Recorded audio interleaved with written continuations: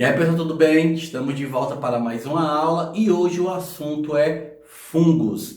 Iremos falar um pouco do reino fungi, das suas características primárias, como são classificados e qual a sua importância para a humanidade. Está pronto para a aula? Vamos lá!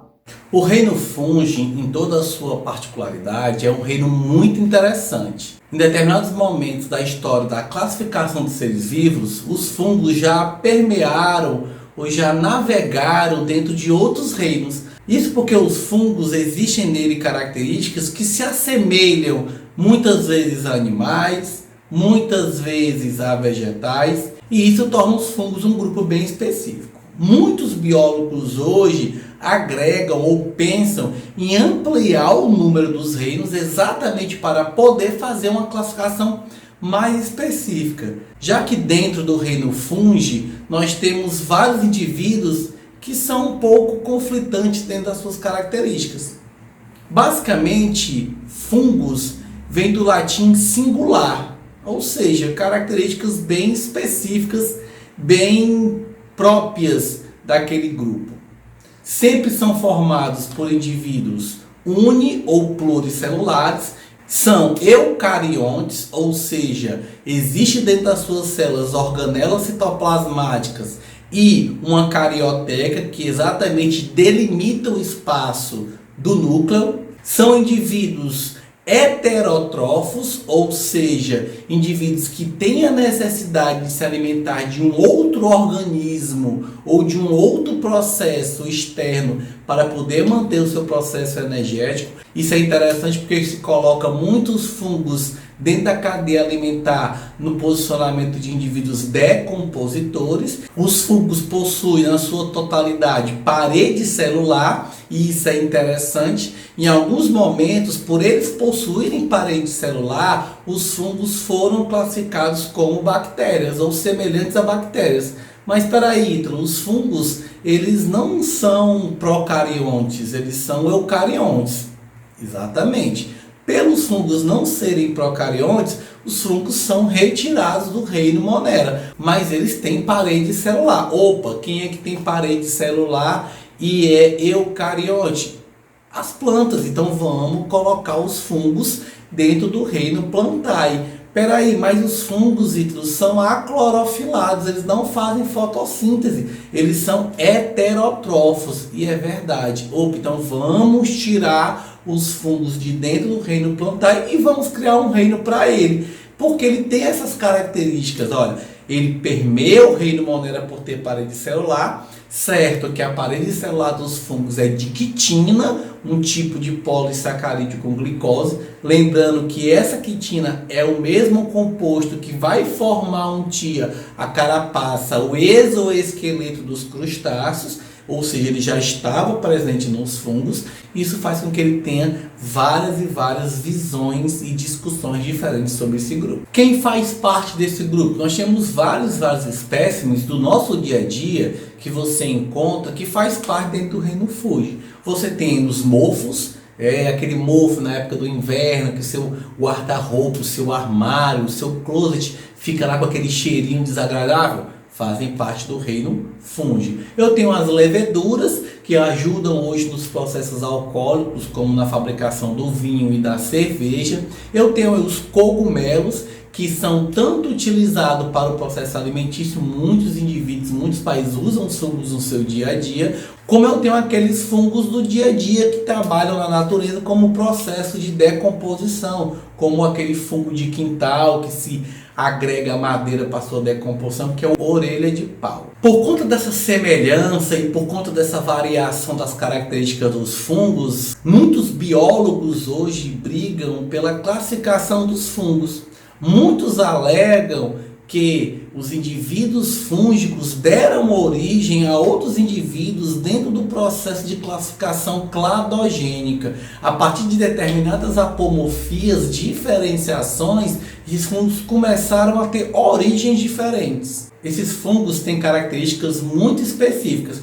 Por exemplo, um fungo do gênero Armarilha, ele é considerado hoje o maior ser vivo do planeta. E como assim o maior ser vivo do planeta? Observe a figura ao lado. O que é que você observa aí? Você observa um mapa dos Estados Unidos, de uma área florestal, onde alega-se que toda essa área, marcada em amarelo, ela é composta pelo mesmo ser vivo. Mas como é que um ser vivo vai ser tão grande? Isso que é interessante, tá? Abaixo você vê a foto desse fungo. E esse fungo, teoricamente, há milhares de anos, ele vem se espalhando por todo esse espaço.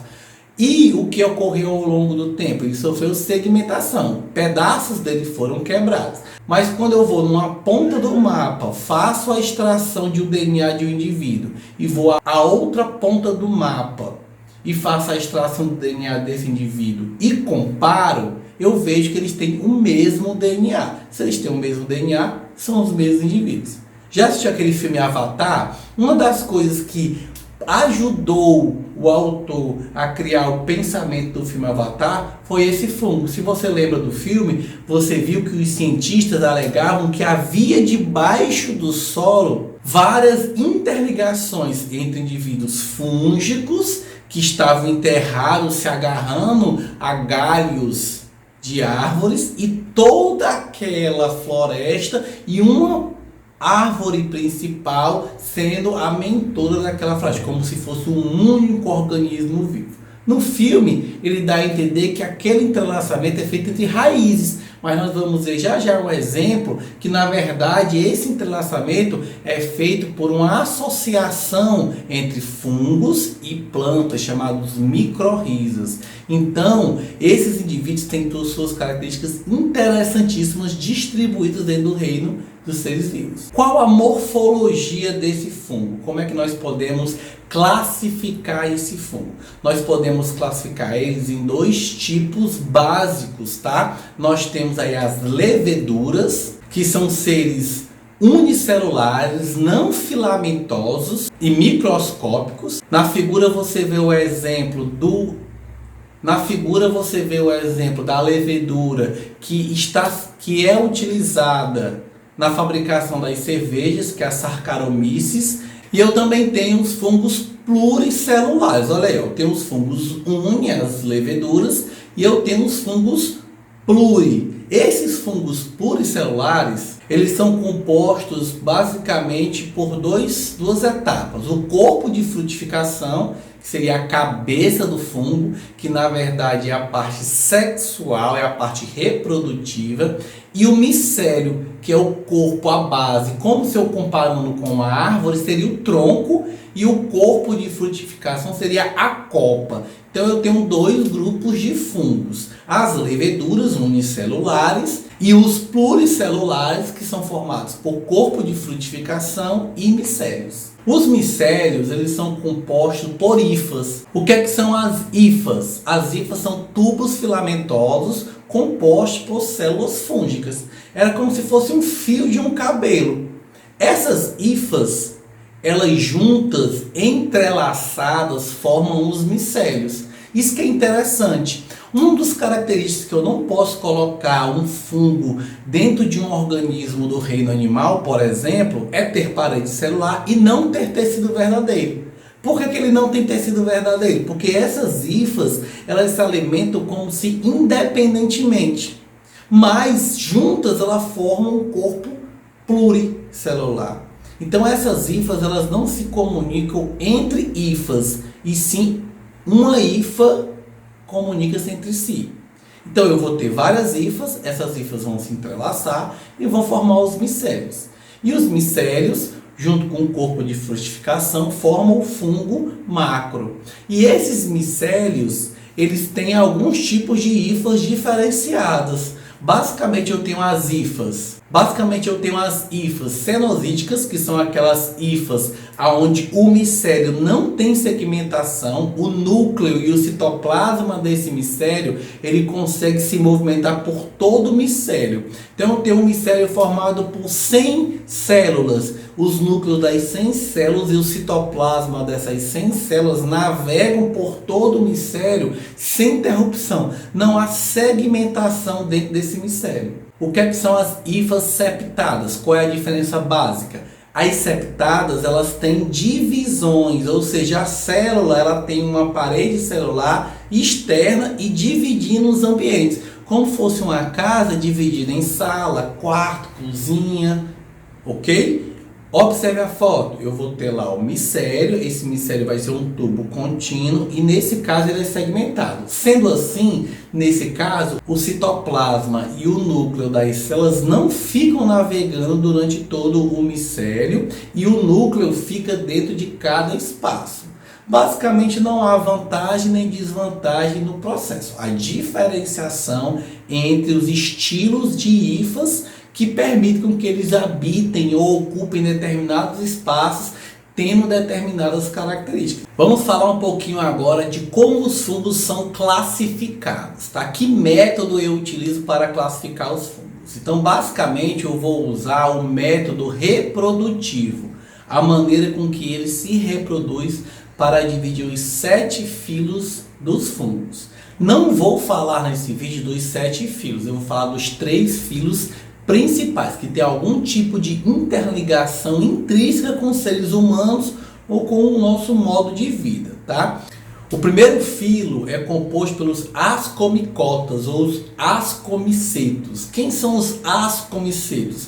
São aqueles fungos que no seu corpo de frutificação formam bolsas reprodutivas chamadas ascons.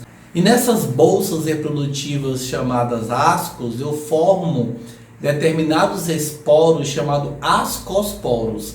Já aquele fungo tradicional em formato de cogumelo, que tem um micélio formado por hifas e uma cabeça chamado corpo de frutificação, ele é classificado dentro dos basiomicotas.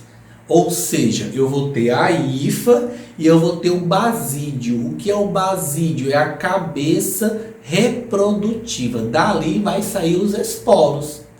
E por último eu tenho o filo dos zigomicotas. Quem são os zigomicotas? São aqueles fungos que são formados por hifas cenóticas, ou seja, hifas divisidas, que não formam um corpo de frutificação e são conhecidas como aquele mofo que fica em cima de pão, de frutas, ok? Então quando você vê ali um pão, uma fruta, uma verdura que está há muito tempo naquele local e forma aquela camada aveludada em cima daquele elemento, se você for olhar ali ao microscópio mais próximo, você vê que tem vários tipo plantinhas, várias hastezinhas formando uma cabecinha esporádica. Nesse caso aí são os zigomicotas, um grupo muito popular pela sua capacidade de decomposição. Vamos falar um pouquinho agora dessa relação intrínseca das plantas com as suas associações, né? Nós temos aí o exemplo das micorrizas. O que é que são as micorrizas? Já comentei no início do vídeo,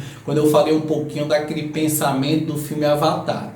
As micorrizas são associações interespecíficas entre um fungo e uma árvore, aonde esse fungo, geralmente do gênero Basiomiceto, ele vai se enraizando no solo, se espalhando e se agarrando dentro das raízes das plantas para poder aumentar a área de contato. As raízes das plantas, elas têm uma grande capacidade de absorção, tanto de água como de nutrientes. Só que essa capacidade ela vai até um certo limite. Se você observar na foto, de um lado da foto você vê uma área onde está presente as raízes, mas não uma associação de micorrizas, ou seja, aquelas raízes elas podem conseguir nutrientes e podem conseguir água, só que com uma área limitada. Já do outro lado, o que é que você observa? Você observa uma raiz figurativamente se entrelaçando com esses fungos. O que é que esses fungos fazem? Eles furam as raízes, tá? Se conectam com o xilema da planta, tá? A partir daí, tudo que esse fungo absorve, ele acaba passando para a planta. Sim, então qual é a vantagem para o fundo? Um outro grupo de hifas se conecta no floema. Então, acaba sendo aí uma associação protocooperativa, tá? A planta ela não vai morrer sem as hifas, mas com as hifas ela vai ter uma vantagem muito grande, porque era como se ela aumentasse 2, 3, 4, 5 vezes a área de raiz, de contato com o solo para pegar nutrientes e água. E em compensação, o fungo pega ali a seiva elaborada, principalmente rica em carboidratos, para se nutrir. Então eu tenho aí um aumento de área e um ganho nutricional para o fungo. Já os líquens são associações mutualísticas, interessante, né? As micorrizas são proto-cooperativas. Elas são ótimas, mas se separar não vai morrer. Já os líquens não, são associação de fungos com algas unicelulares. E aí acontece o que? Um entrelaçamento, elas ficam ali juntas e acaba fazendo um processo do seguinte: a alga ela recebe o sol, tá? Faz fotossíntese, fornece para o fungo açúcar, o fungo garante para aquela alga cobertura e umidade, fornece para a alga CO2 depois da queima do açúcar, a alga pega esse CO2, junta com a luz e com a umidade, fabrica açúcar e fica nesse ciclo contínuo. Tá? Então é muito comum você observar esses líquens na época chuvosa, né? Em casca de mangueiras, em casca de árvores grandes, ou então em florestas úmidas. Por quê? Porque necessita, né, da associação da umidade, fungos e algas. Se um dos dois morrerem primeiro por falta de algum fator abiótico, eles acabam morrendo. Vamos falar um pouquinho aí da associação predativa, tá? Os fungos também trabalham na caça, eles são indivíduos heterotróficos. Essa figura é interessante, ela mostra um fungo. Essa foto aí mostra um fungo do gênero Arthrobotes, que é um fungo de solo. Esse fungo ele passa a vida paradinho, tá, no solo. Interessante é que esse fungo ele forma união de 3 células fúngicas, formando uma hifa, só que essa hifa ela forma um anel, ela tem um formato de um anel. E essa hifa ela cria um fio musgoso, né, pegajoso, que liga-se a outro anel de hifas de 3 células. Então eu acabo formando um estilo cordão. Eu tenho aqui uma hifa de 3 anéis circulares com um cordão musgoso pegajoso para outra hifa de 3 células, e aí elas ficam no solo, tá? Paradinhas, esperando quem? Esperando, por exemplo, um verme. Quando esses vermes, esses platelmintos de solo muito pequenos ficam andando no solo, a partir de algum momento que eles encontram uma área que tem esse tipo de fungo, eles acabam, tá, por ser vermes anelares finos, ao se movimentar, penetrar nesse anel. A partir do momento que esse anel fúngico ele captura literalmente esse fungo, essas hifas grudentas, musgosas, se grudam no fungo e era como se ele estivesse laçando esse animal. Essas hifas grudentas, elas se grudam no nematelminto e era como se eu estivesse aí laçando esse animal. E esse animal agora está preso. E aí esse fungo vai se conectar a esse animal, a esse nematelminto, vai literalmente liberar substâncias que vai matar esse nematelminto e esse fungo vai se alimentar desse nematóide. Um dos melhores exemplos desse processo de predação é um fungo do gênero Ophiocordyceps. Esse fungo ele é um fungo interessantíssimo. Ele é um fungo que transforma formigas literalmente em zumbis. Não, então eu não entendi. Então vamos lá. Uma formiga, como você vê na figura, contaminada com esse fungo, ela fica desorientada, ela não consegue mais voltar para o formigueiro, tá? Esse fungo ele estimula essa formiga a subir numa árvore. Quando esse fungo chega lá na árvore, tá? Levado pela formiga, a formiguinha é estimulada a ficar parada, esse fungo explode os seus esporos e distribui esses esporos por uma grande área de uma floresta, por exemplo, tá? Algum desses fungos em algum momento vai cair literalmente em cima de outra formiga. E aí o que é que acontece? Quando esse esporo cai em cima de uma outra formiga, ele gruda na formiguinha, tá? Ele libera, ele eclode e libera as suas hifas. As hifas ultrapassam o exoesqueleto da formiga e se ligam ao sistema nervoso central, controlando a formiga. Literalmente, ele acaba de transformar essa formiga num zumbi.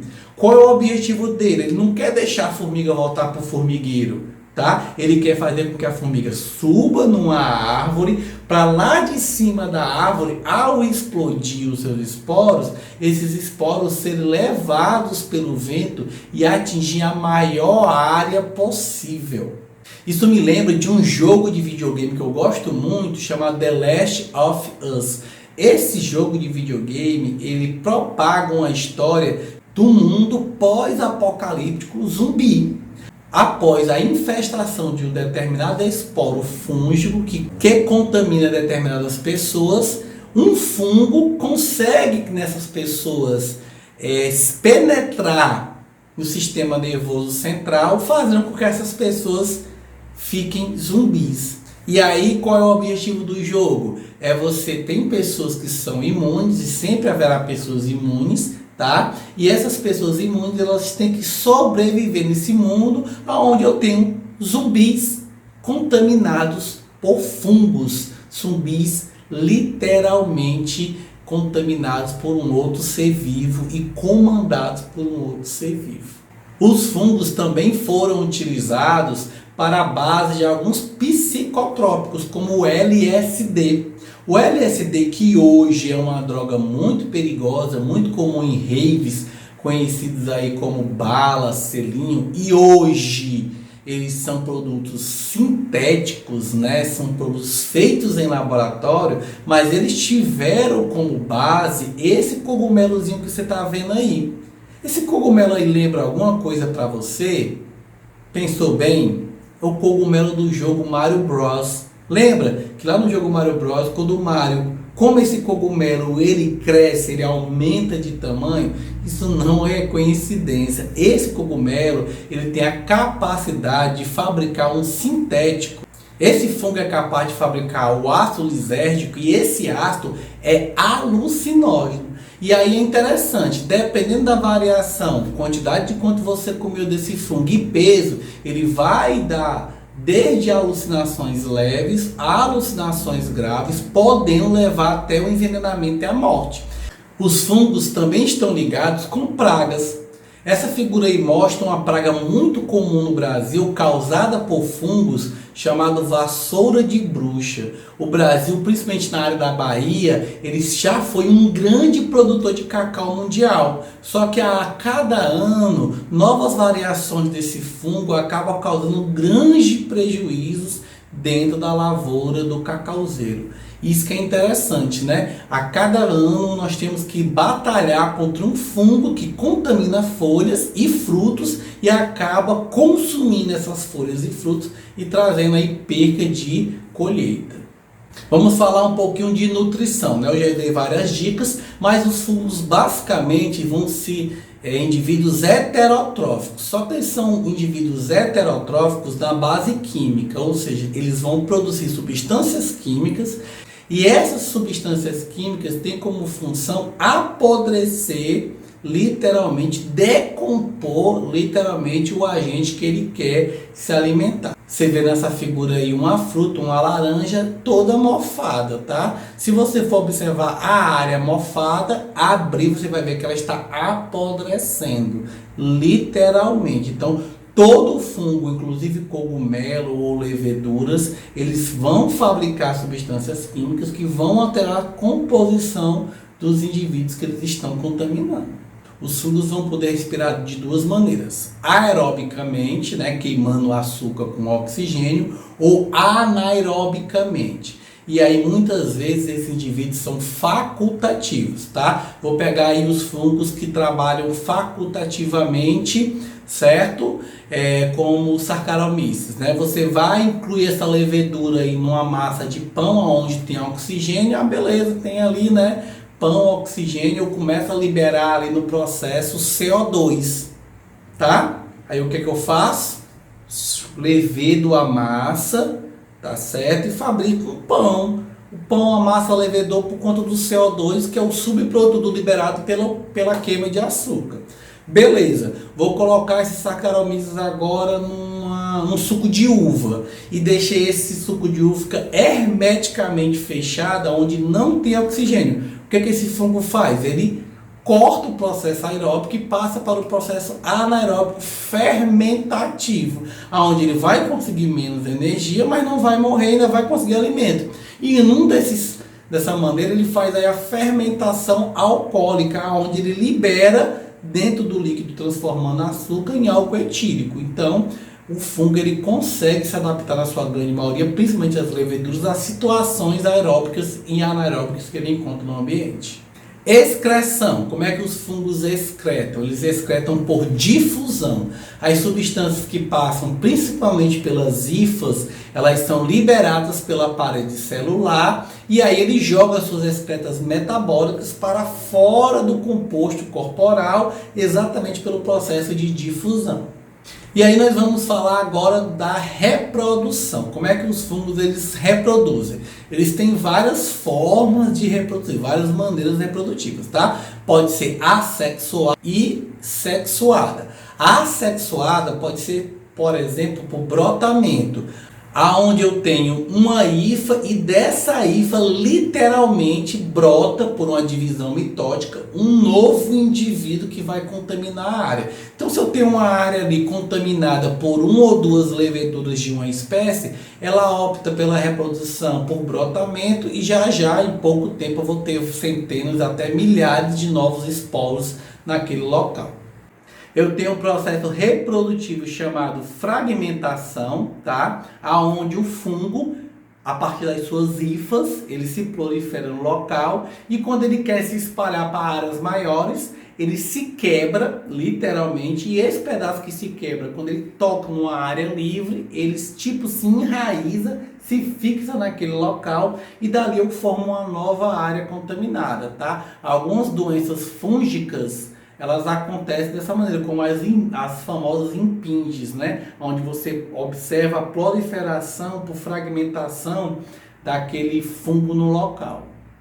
Eu tenho a reprodução assexuada chamada esporulação, onde o indivíduo envolvido não tem corpo de frutificação, mas ele faz uma divisão mitótica na ponta da sua haste, forma novos esporos. Esses esporos são levados pelo vento, são levados por meios contaminantes e distribuídos em todo o ambiente. E eu tenho a reprodução sexuada, aonde ocorre a troca de material genético. Na figura você pode observar o fungo que ele contamina geralmente o mofo, né? O mofo negro, que contamina geralmente alguns alimentos como o pão. Esse mofo ele vai ter hifas distribuídas em todos os locais. Eu posso dividir essas hifas em dois tipos.